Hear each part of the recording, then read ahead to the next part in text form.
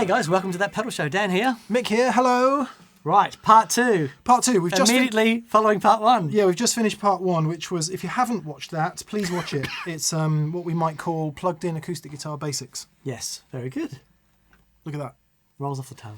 If you're detecting any hiss, well, we've got a crappy mixer, which is going in the bin.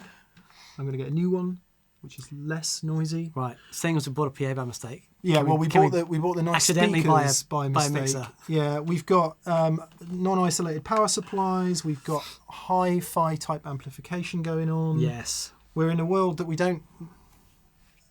We understand.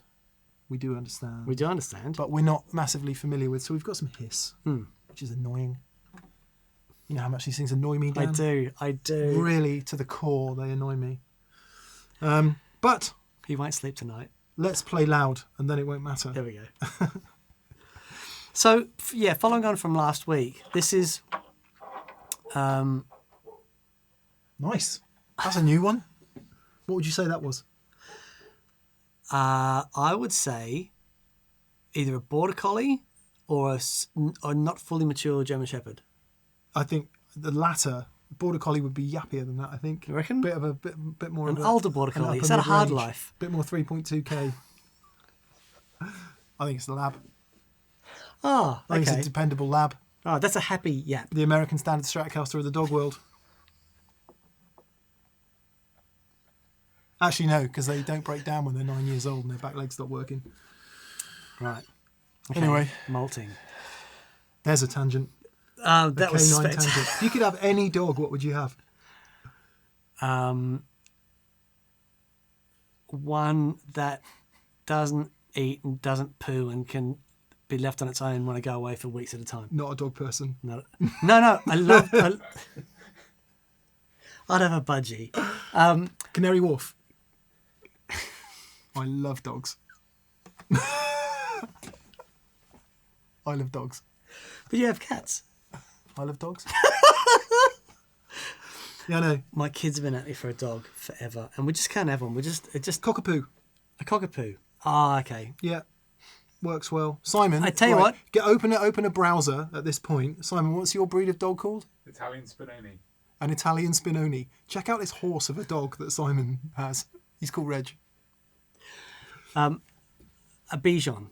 A Bichon Frise. Oh, nice. Yeah. I had one growing up. It was the best dog in the world, but they're still bloody hard work. They are. So expensive. Oh, yeah. Man. So in the last video, pre that tangent, we did basics of plugging in, the problems of plugging your guitar straight into a mixing desk, or whether you might want to consider some sort of preamp or an acoustic guitar amplifier, and some of the advantages that can offer you. We looked very briefly at this range of LR bags, or in fact we looked at one of the pedals in the new LR bags Align series. They're new, so that makes sense. And for some time, Dan's been rocking the T-Rex SoulMate Acoustic. So this isn't about how weird can you get with your acoustic guitar. Maybe that's something to do in the future. This is acoustic guitar, gigging. You want it to sound like an acoustic guitar, maybe with a bit extra. Fair? Lovely. Where shall we begin, Dan? I want to...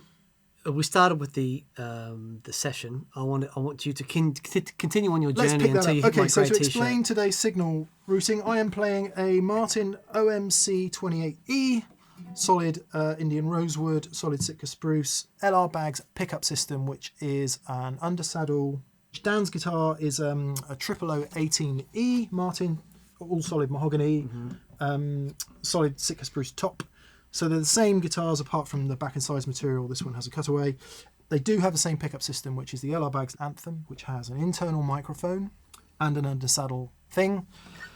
They're going out of here. Dan is playing through the Mesa Boogie Rosette 300, which is a new Mesa Boogie, which is a new thing from them, or newish thing from them, entry into the acoustic guitar market. I'm playing through an AER Compact 60. And we're both going into the PA, which is probably why there's a bit of hiss going on. Yeah, there's lots of gain stages in there. So with any luck, you'll hear a mix of what's coming out of those amps, which are mic'd. Look at that fly sat on my Neumann, on our Neumann, Dan. They never land on the cheap stuff. We're on a farm. I've said that before. We're on a farm. Flies. They exist. Yeah, so we're both going into acoustic guitar amplifiers and we're going into our PA system, and hopefully you'll hear a mix of that in the final recorded audio.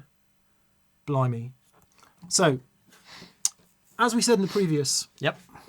If you haven't watched part one, please watch part one, because you'll hear this with a comparison of quite a tricky pickup in my Collings, which I will also play in this video. Quite a tricky pickup system in that, in terms of it needs some help, and you hear the comparison of that straight into a PA mixer and then using this pedal. Here, we've improved things a bit. A, because we've got a more sophisticated pickup system and we've got an acoustic guitar amplifier, and it sounds, eventually, like this.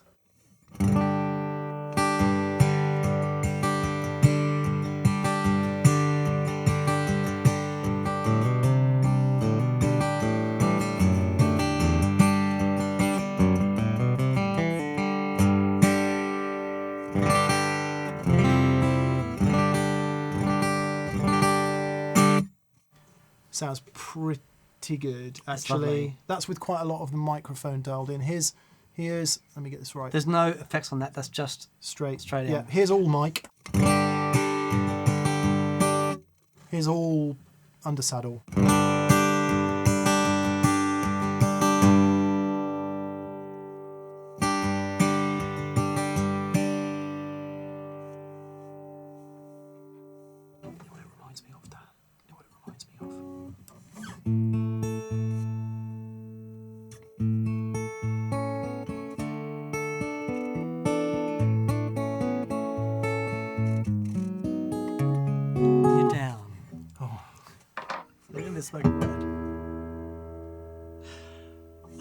One day Didn't William Shatner do a spoken word version of that? I hope so. Oh, it's... Let's get on with this. A line series session, right? So what this is supposed to do is give you a bit of that studio juice. Right. So were you to take your guitar to a nice studio, they'd put a mic in front of you and they would add a bit of gain from a really nice microphone preamplifier. They would add a bit of compression. And depending on the kind of sound you want, they might even add some dynamic in terms of some hair on that, some gain. So,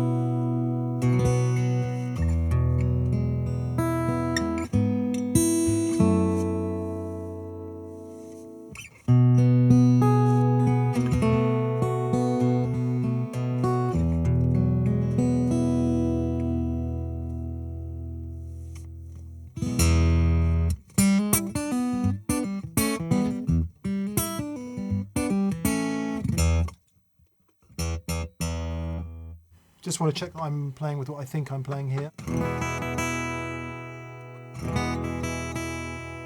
Yep, cool.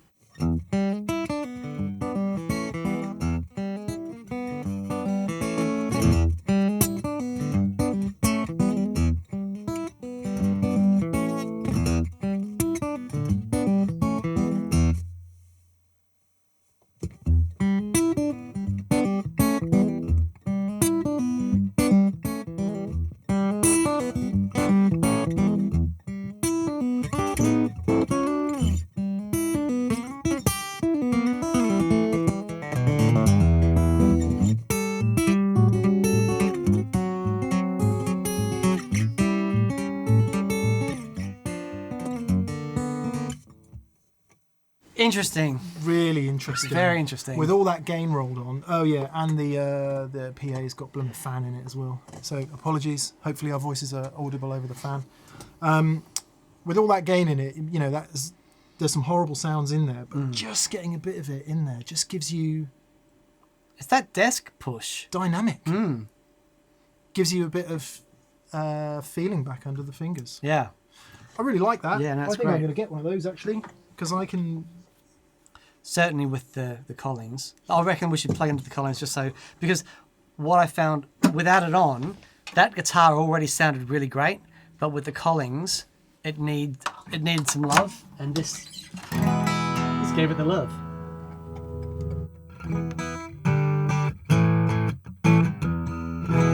Sorry, I just need to adjust my EQ settings ever so slightly for this guitar, because it's a bit different.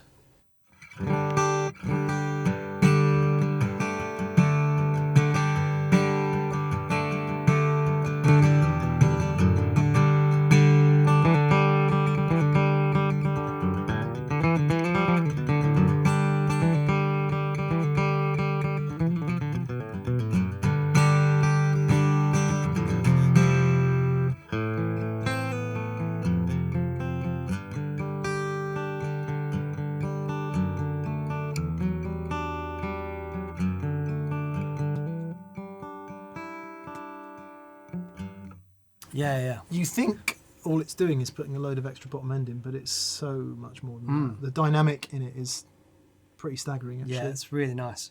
Really nice. Very cool. Okay. EQ. Now, I think this will be interesting. Dan, I'll play. Can you mess around? So, acoustic guitar EQ is a difficult thing. It's tricky. I always struggle with acoustic EQ. So let's hear.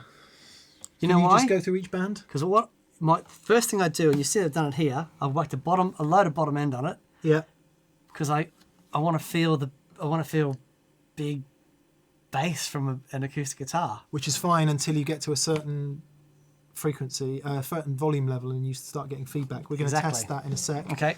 Okay, so let's if you turn it on, just so if in case you can't read this, 85, 350, 700, 1.6K, 4.8 and 10K, which one would assume are frequencies that Bags has chosen because they matter. Let's have a listen, shall we, Dan? High pass filter here. Yeah, so you get roll off at bottom end. 40, 80 or 120.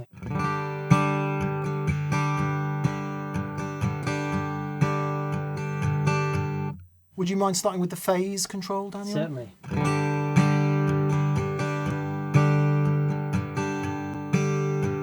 From where I am, I prefer the up position. What about you?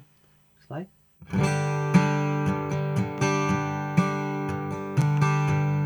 Oh, I don't know. Prefer that one, actually. Okay.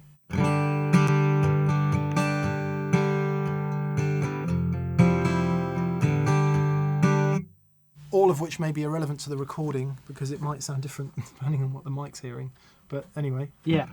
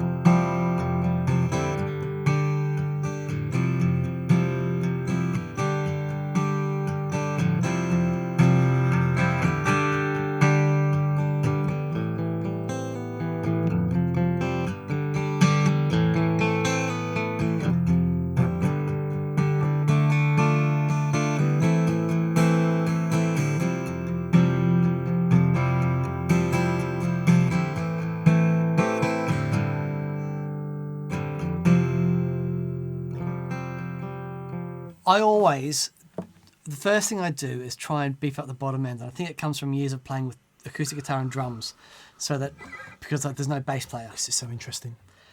When I get into Dan's car and he's got the stereo on, I find the bass hurts me. Really? Yeah, your headphones, so bassy, I don't know what to do with it.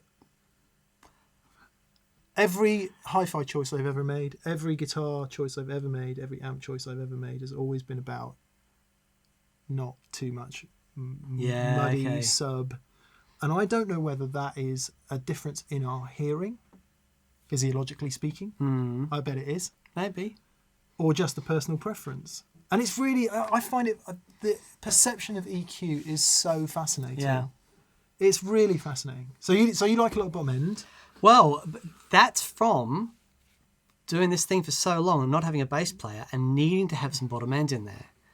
I'm not a fan of the V sound. Nor me. But when I hear that filter thing, so you just play for me. When I hear this,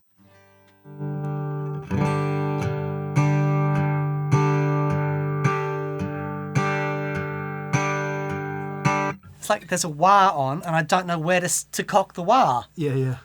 You know, it's like, okay. Well, that's where a really good parametric can come in, because you can just take some of that out. Right. You just find the bit that you don't like and just dial it back a bit. Yeah, but this is okay. But that if I go back to where the notch is, which is, what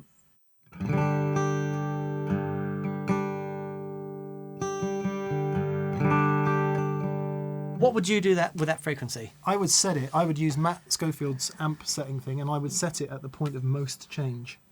Okay. So where it changes the most, obviously. Go on, you turn it, and I'll tell you when.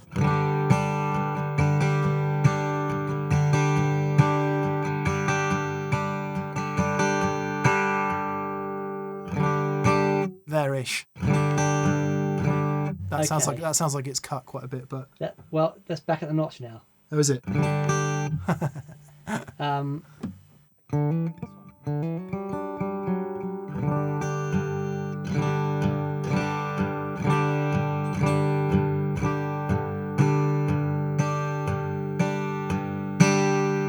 Not such a massive effect from where I'm stood. Right.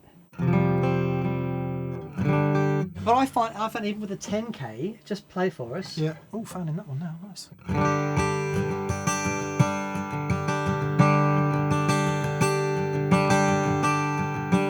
Okay. And I find there's so much information even in that frequency. Yeah. That I just. Well, one of the things that is often said about EQ is cut, don't boost. Really? Yeah. I mean, this is, EQing acoustic guitar. Yeah. It's, not universally. Clearly, you boost a certain frequency sometimes, but so this will be a completely different experience.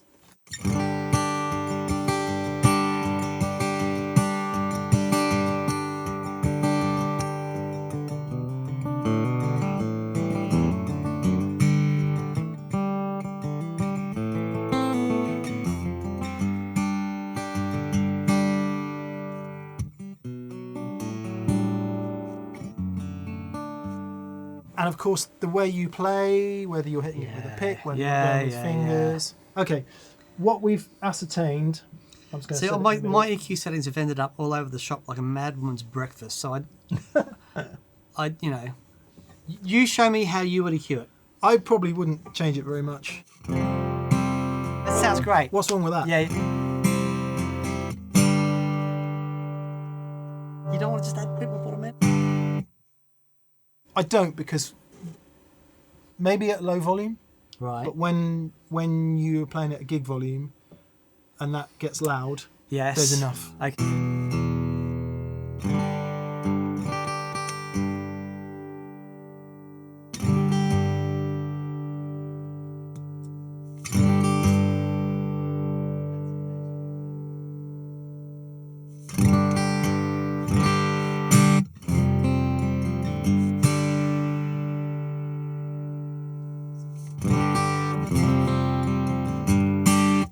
Check this out.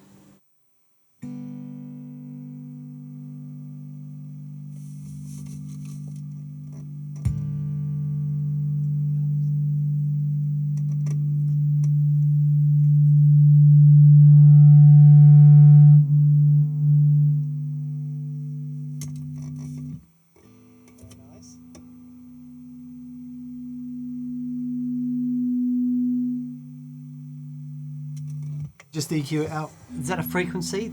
Yeah. Yeah. So, Okay. Turn this down. For anyone who doesn't know what a notch filter is, and that we were talking about crazy loud volume there. Yeah, If you yeah. get all a notch filter is another kind of parametric mid. So It's a sweeping.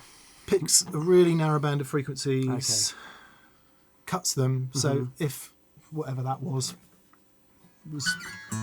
7. some Derivative of. whatever B is. Anyway, you can, and it was feeding back there in a sort of there and the one above that. Right. You just turn the notch filter to the point where it goes, okay, out you come. And I don't know, I rarely have a need for a notch filter, but if you're in a difficult room, it's just a super quick way of killing feedback. Flipping the phase can make a big difference there as well. Right. But what might be interesting is what does it do to the sound of the guitar? Yes. Yeah.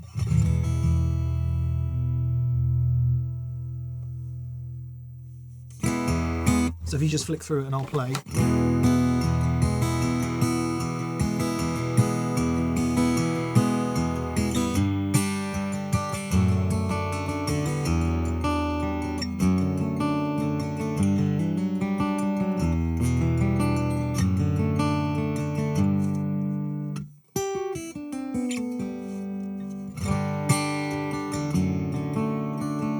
It's pretty good. Yeah, and it might be that you compensate using something else.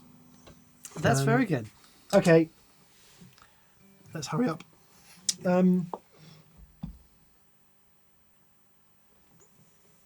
Always endlessly useful, a graphic. Yeah. I think if you're going into something like an acoustic amp which has got EQ on it, or you've got access to your desk which has 2 good parametric bands of mid, maybe another EQ is not necessary, but for anybody, if you're playing loads of different venues, or you just got a guitar that the pickup needs a bit of fixing. That's the other thing. All 3 of these guitars, although they sound different, have immensely good pickup systems, and the amount of fixing that needs to be done is much less. We talked about that in video 1, didn't we? I think. All right, reverb then. Who doesn't want a bit of reverb on their acoustic guitar? Now, what's interesting about this, from what I understand, there's basically only one algorithm. Yes. So you can either have a load of reverb and not much decay, or not very much reverb and a lot of decay, or any, so you can, anyway, blah, blah, blah. I'll play a different chord apart from G.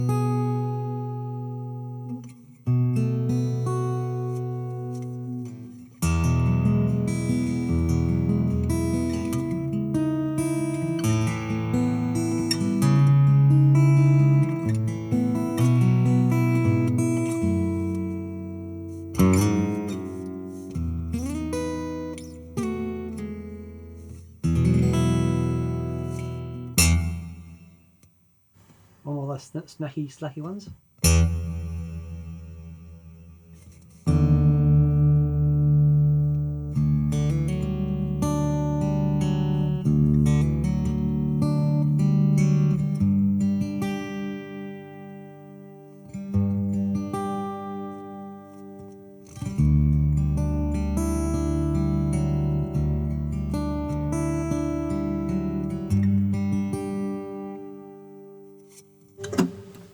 having to bend that in tune.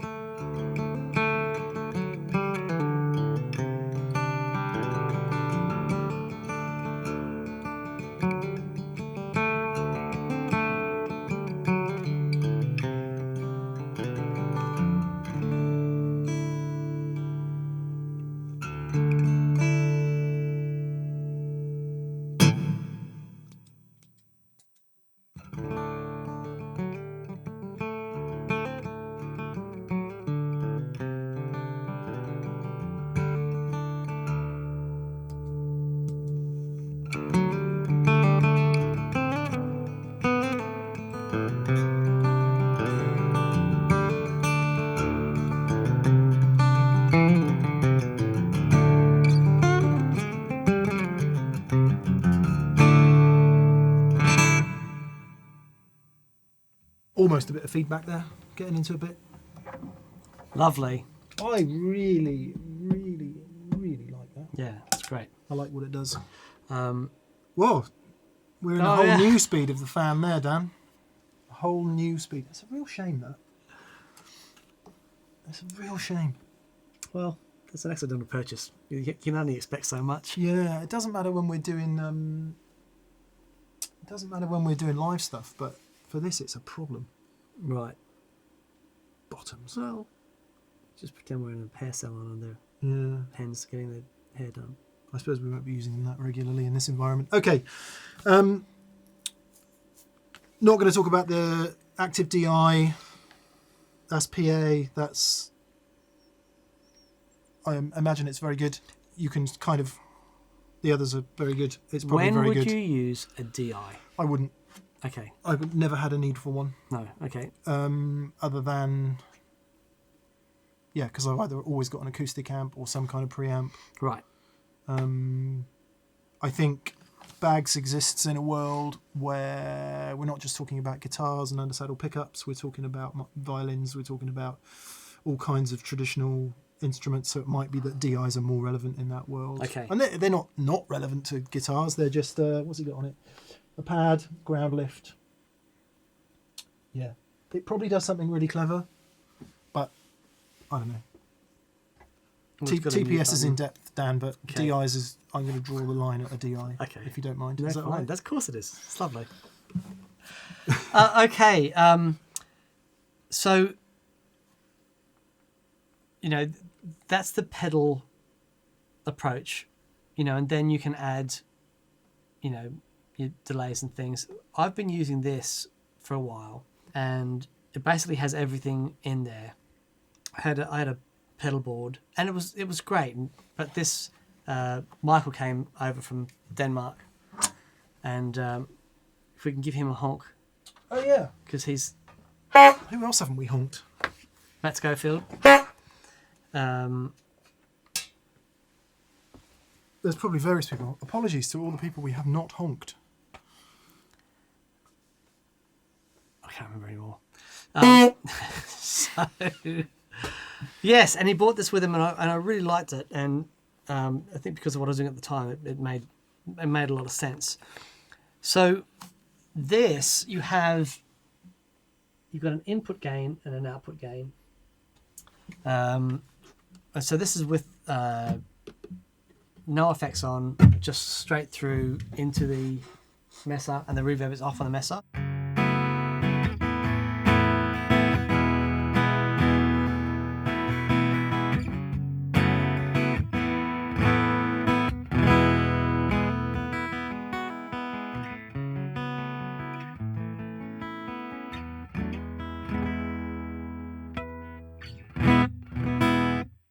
I think that sounds really... I'm going to go and stand over here. Can you play again? Yep.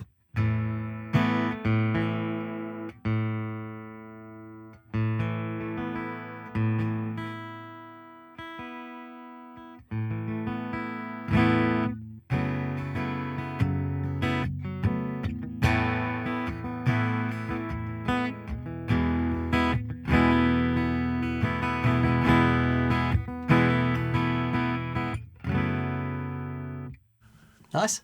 If I went into a venue and I saw somebody singing and playing and they had that guitar sound, I'd be like, that is a nice guitar sound. Oh, cool. Yeah, so it would be interesting to see if it makes it to the recording. So you've got, you set your input gain level, you've got an output gain level, and then you have the EQ, and the EQ is on all the time. Yep. And again, I've got it fairly flat. I have boosted the mids at the bottom end.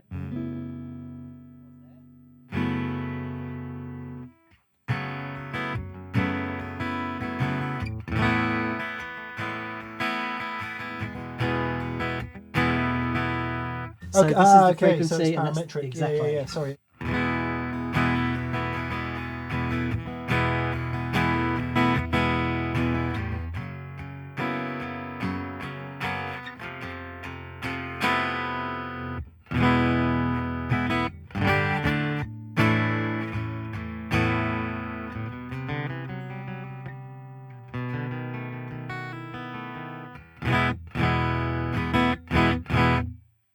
It's lovely. Is that the kind of bottom end you like? Yeah. Also, and I don't know if it's a mental thing, it probably is, but I've always gravitated towards the smaller body guitars because I just think they look cool. Ever since I saw Neil Finn playing one, I just went, I have to have, and I've been playing those guitars ever since. And I don't really think they'd lack any more bottom end than anything else, but maybe it's subconsciously, I think I'm playing a small body guitar, I want to add more. Oh, they do. I mean, there's no doubt there's way more bottom end in my Collings, for example, than there is in that by some margin.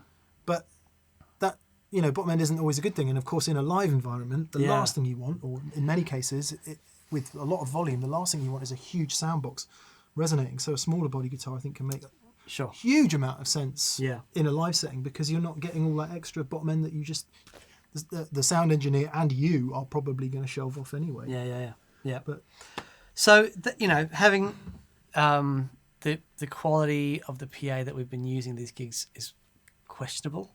Yeah. So having being able to EQ that, there's also you got your XLRs out that you can plug straight into the because it will do stereo as well. Because you have stereo modulation and delay and reverb. So yeah, reverb.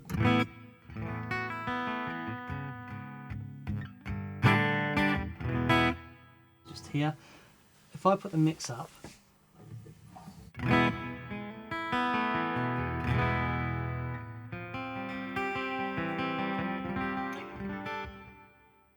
now nice hall kind of. It's a lovely reverb, but they have included this shimmer on it. Right, if I put the shimmer on,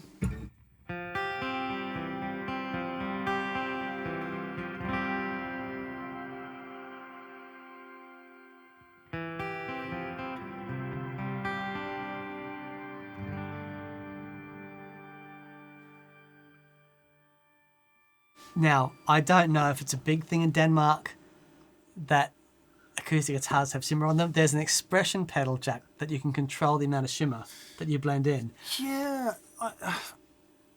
It's interesting. It's nothing that I've ever used before. But here we are, fairly traditional, typical electric guitar players, sort of playing acoustic by accident. And so that's our approach, isn't it? Pretty traditional chords and odd bit of finger style. But actually, if you talk to someone who's an acoustic musician first and foremost, maybe some of those Trixie fingerstyle guys, or that lot, then maybe. Well, there you go. That's awesome. Who wouldn't want it? Yeah. Me. So I'm going to turn that down. But yeah, there's a little expression pedal thing that you can blend it in. But I really like the reverb.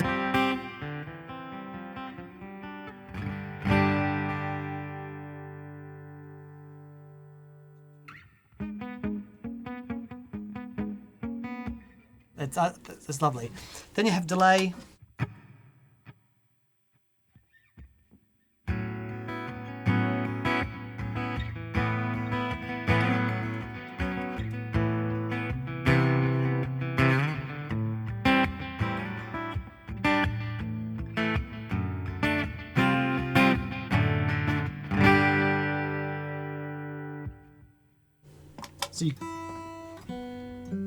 And it comes with a tuner, I see, Daniel. Yeah, but it's really, that is especially traditional guitars.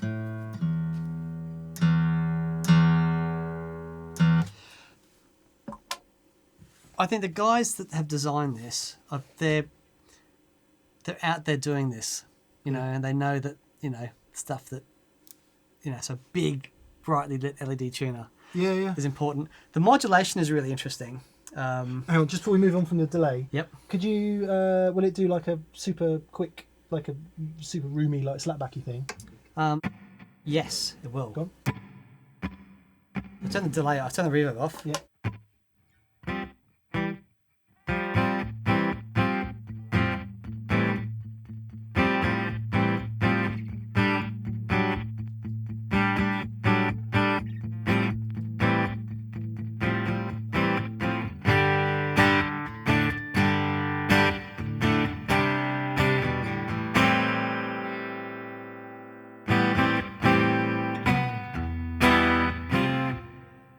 I really love that sound. Yeah, it's so cool. It kind of, if you're ever in that situation and your guitar just sounds a bit, I don't know, it's not sitting right, or it's just I often find in electric guitar too, the tiniest amount of way past the doubling delay, but not quite into slapback. Yeah, I really like that sound. Yeah, no, it's lovely.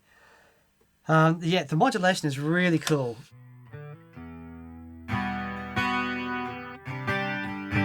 I like that 12-stringy type approach to it.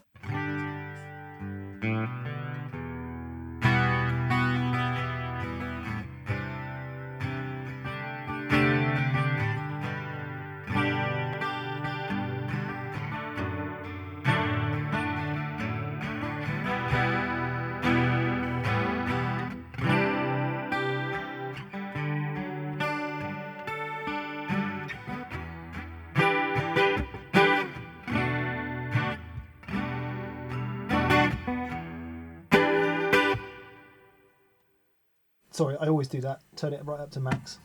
Spoil your settings. Dimension D, wasn't it? Yeah, and I only ever have a touch of it on there.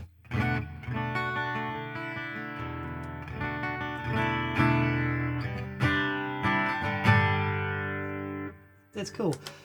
But the really cool thing I like about this is these two, the boost and the compression.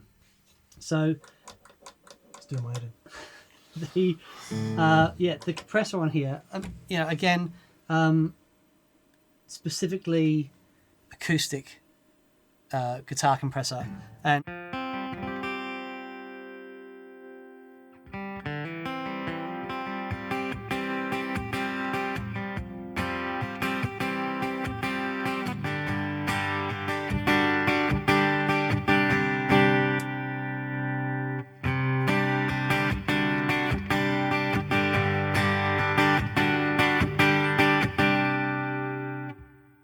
Isn't that great? Can you do me a favour? Can you play something chordy and then something picky? Sure. Just a couple bars of each. Okay. All right.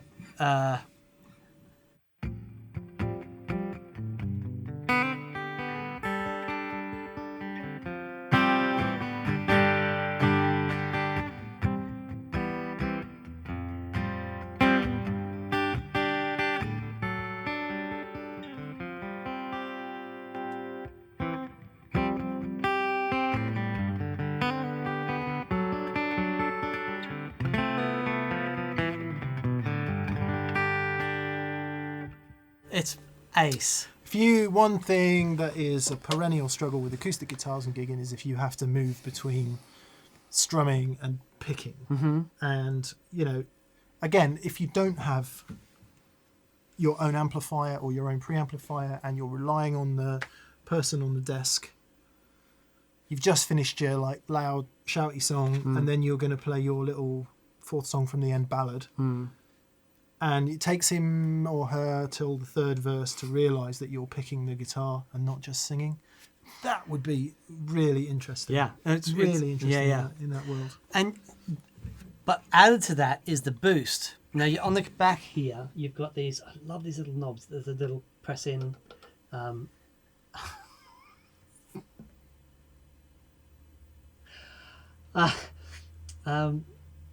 It's the little button knobs. This isn't Anderton's, you know.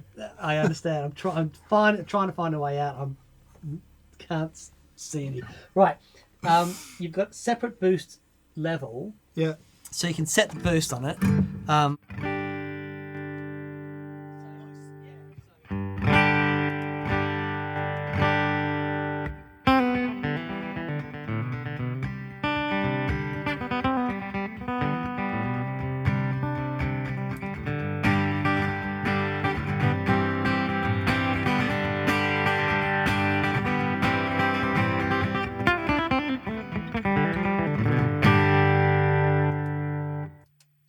That's really interesting. So in the way that this does that kind of bit studio-y, gives you a bit of, preampy type thing and compression, that's doing the same job, isn't it? Yep, absolutely. And it's amazing how much you go from plinky plonky, quite difficult to play, to actually there's some feel in this and some juice and some. Yeah. I can feel it under the fingers, and the amount that just relaxes you. Yeah. In that performance moment is massive, isn't Yeah, it? When you definitely. just feel it a bit. Yeah. Because you know what it's like. You're playing some sort of, and then you go, or you hit it like that. All of that is. I know it so well. Oh man, I'm terrible at it.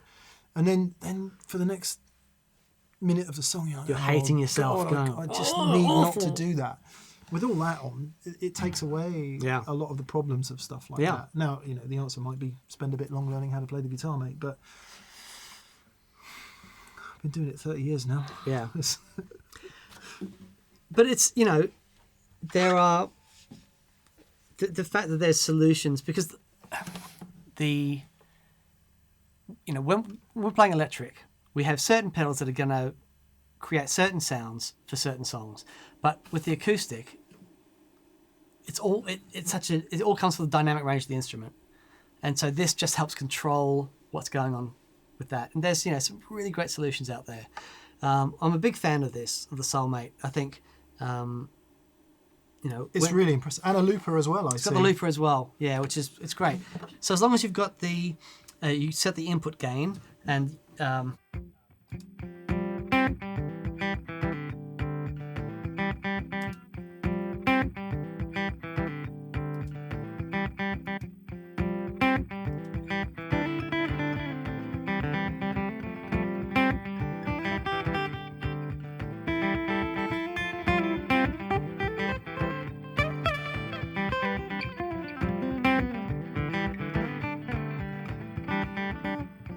Blah blah blah. But looping is so popular with the acoustic thing, and it's just one loop. You can. Yeah, it's simple. It's like having a ditto looper on there. If you hit record again, does it record the next loop? I believe so. Let me make a lie out of myself.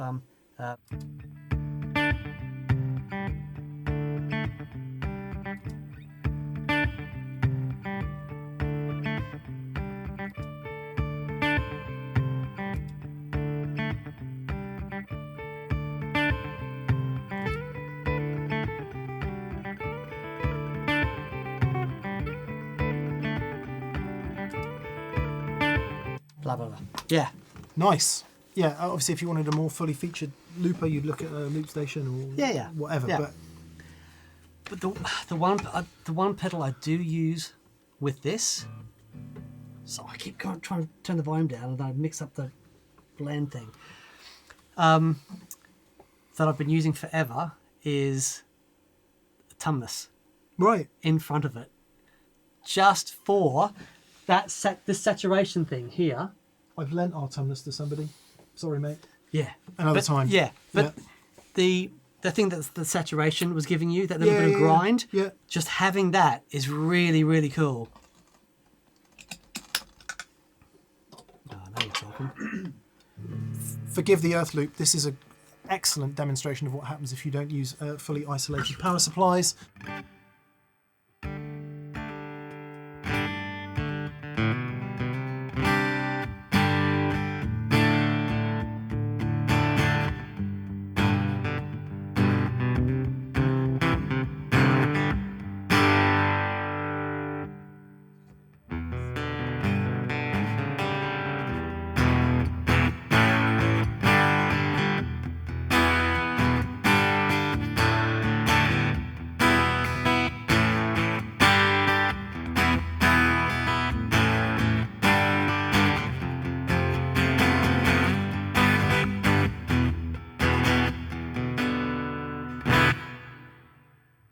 Lovely. That's really cool. Actually, Yeah, just a bit of grit on there.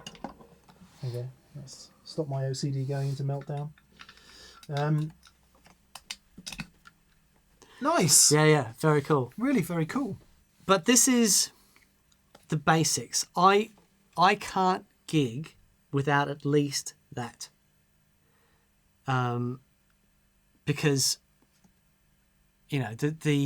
the wide variety of songs that we'll play, and having that little bit of compression makes such a difference. Yeah. Being able to throw in the boost on, it's great.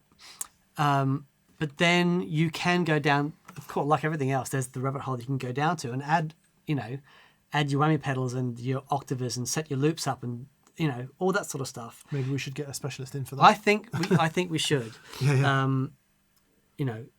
But knowing how to use this stuff and knowing how to apply it, especially,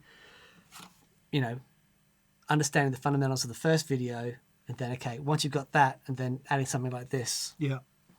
And, there may well be lots of people at this stage going, oh my God, those plugged in sounds just sound awful. Please just give me a mic on a guitar any day of the week. Fine.